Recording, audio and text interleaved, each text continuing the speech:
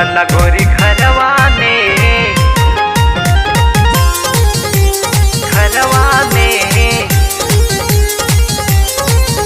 Music director Arvind राज। सक भइल देखी तोहर चलनवा हो सक भइल देखी तोहर चलनवा चुमा लेत रहे कलिया फलनवा ढेर मत बोला हो गोरी चोन लगावना चलन गोरी घरवा में चलन गोरी घरवा में कहिल जाए लव जब चलन गोरी घरवा में खेला खेला ले जाई सो। अब तू ढेर बोला तारा हो।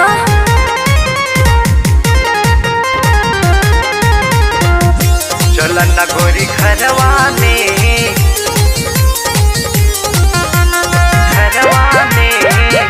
खेला खेला जाए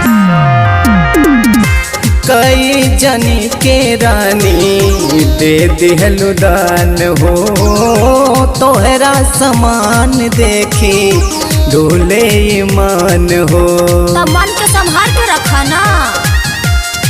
कई जनी के रानी दे दिहलु दान हो तोहरा समान देखी डोले ईमान हो। अब हलै बुझे नाही चिखैबू अब हलै बुझे नाही चिखैबू अरे तोहरा के कबो ना गोरी जोहरा जबरी कर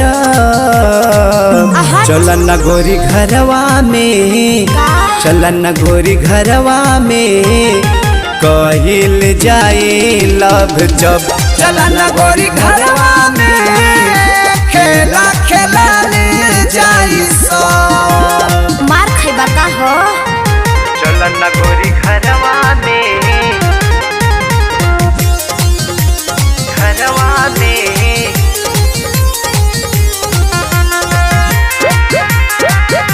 खेला खेला जाए अंगद के संगे यार हर में धरैलू यही उम्र में कांड बड़ा बड़ा कैलू। अरे हम चाहे जवान करी तोहरा से का मतलब बा हो। अंगद के संगे यार हर में धरैलू यही उम्र में कांड बड़ा बड़ा कैलू। सटे दपा से या मर के ये रानी सटे दपा से या मर के ये रानी पिटा जाइबा सुना होल परन अब चलन गोरी घरवा में चलन गोरी घरवा में कहिल जाए लव जब चलन गोरी घरवा में खेला खेला ले जाई सो। लात खैबे का रे।